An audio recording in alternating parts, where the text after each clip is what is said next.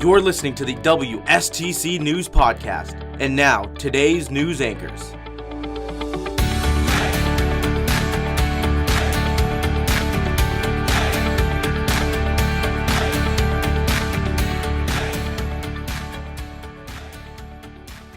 Hello, and welcome to this WSTC News Podcast. I'm Noah Labiche. And I'm Stephen Glover. This student-operated podcast is brought to you by the Belmont Harrison Career Center and St. Clairsville High School. First up today, a Belmont County school is closing its doors for good. Many residents who attended St. John Central High School in Bel Air speak very highly of their experience at that school. For them, it just wasn't a place to get educated. It was a second home. This past Tuesday, students, alumni, and friends of the school learned St. John Central High School will be closed for good at the end of this school year. The Diocese of Steubenville made the announcement, citing declining enrollment and financial hardship as the main reasons.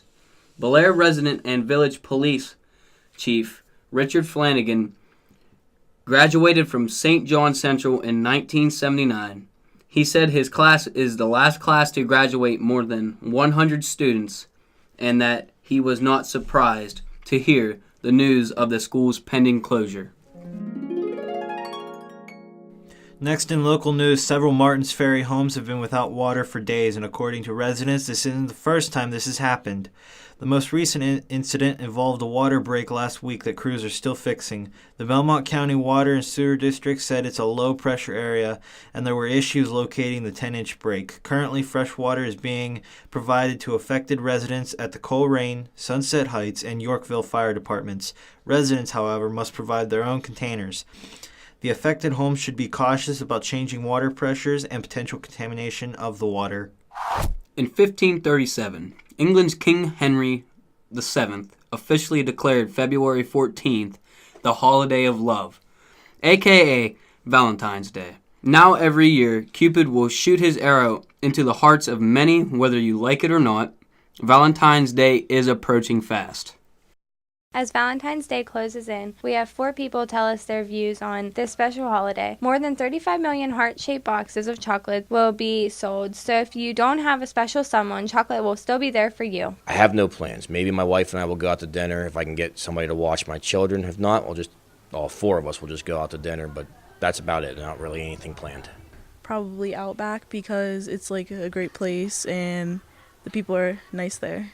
I want to go to Permane Brothers, but the original one in the Strip District, because I haven't been in there in 20 years, and that place is pretty awesome. But if we couldn't go there, we'll go to Permane Brothers up in the Highlands.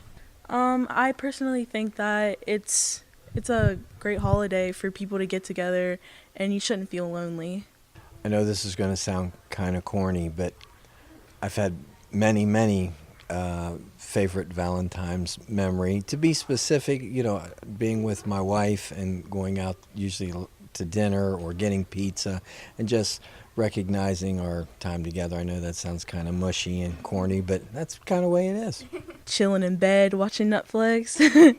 People are going to feel lonely for various reasons. Valentine's Day is not a catalyst for making people feel lonely. They were going to feel lonely that day regardless. Yeah, it may remind them that maybe they don't have somebody right now in their life or that they lost somebody, and that's understandable. But I don't think that there should be any type of negative connotation with Valentine's Day as if it's a horrible holiday because there are people without a significant other. Now, that's not to take away from those people. I think we've become very soft in our society.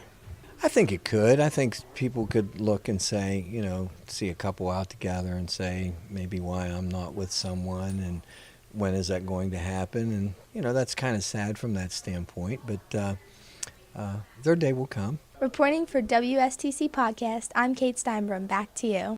Don't go anywhere. Stay with us for more WSTC news. Did you know facts and, of course, WSTC sports. You won't want to miss it. We'll be right back after a message from our sponsor.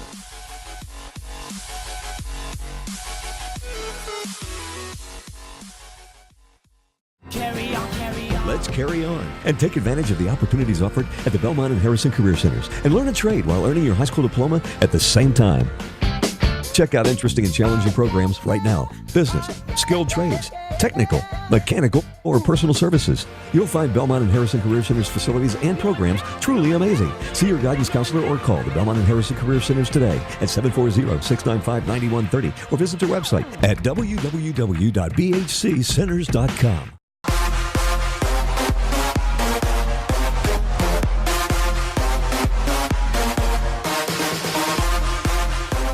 And now, WSTC Sports with Stephen Glover and Noah Labiche.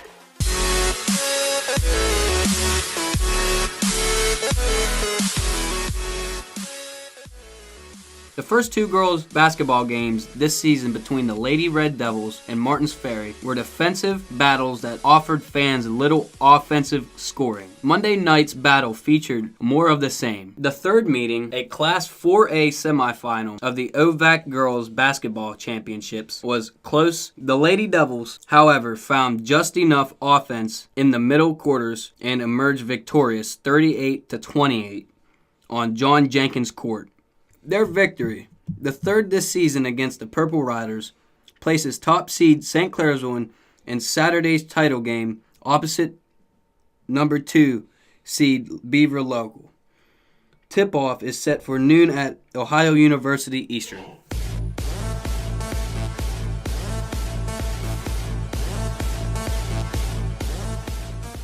And now another story from the home front. Hello, I'm Andrew Ellerick, and today we'll be taking a look at the 2019 St. Clairsville girls softball team. Let's take it to Hunter for some interviews. Hot dogs, let's go hot dogs, folks. Hi, I'm Hunter Southwood, and up today is the girls softball team. We are going to take you guys right to the players themselves and ask them what they have to say about this year's team. I have Taylor Gontine with me right now, and I'm going to ask her a few questions. How many seniors are on the team this year, and do you think this would be an advantage or a disadvantage? There are 2 seniors this year, and I think it could be both, because it could be a disadvantage because there's only 2 of us, but it's also an advantage because the 2 of us are great leaders, and we set a good example for the underclassmen. Hi, I have Taylor Toothman with Ray right now. How do you guys think you guys are going to prepare for this year's season? We're practicing really hard. We're doing ground balls, hitting. We're in the cage all the time. We already started going twice a week. All right, I have Bree Bennington. How do you think this year's softball team is going to do? I think we have some upperclassmen that are good for carrying on the team. And we have some talented underclassmen also that are going to help out a lot. I think there's always room for improvement, and we just got to see how serious we are in practices, and as long as that goes good, I think we should do pretty well. All righty, thank you, and good luck to you guys.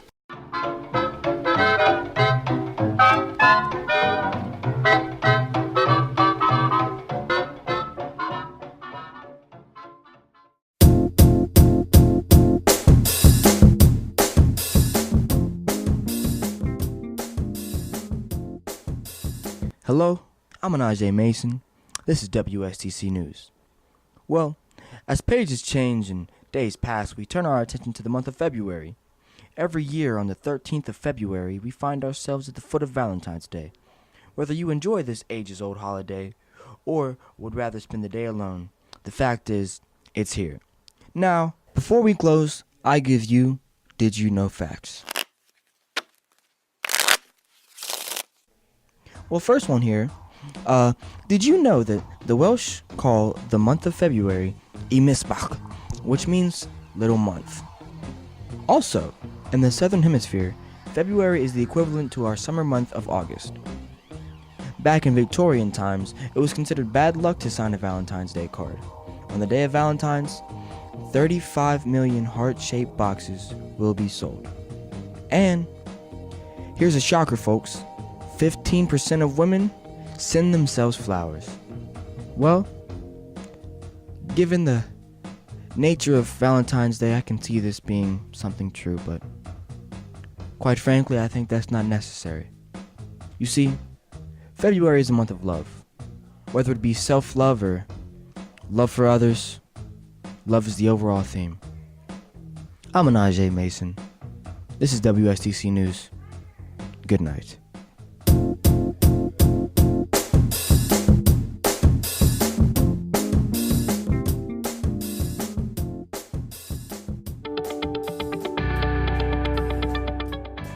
Well, that's all the time we have for this WSTC News podcast. Thanks for listening, and be sure to subscribe to us on YouTube. Will spring come early? Does Punxsutawney Phil, the well-known groundhog, really know his stuff? We'll see. Stay classy and have a great week.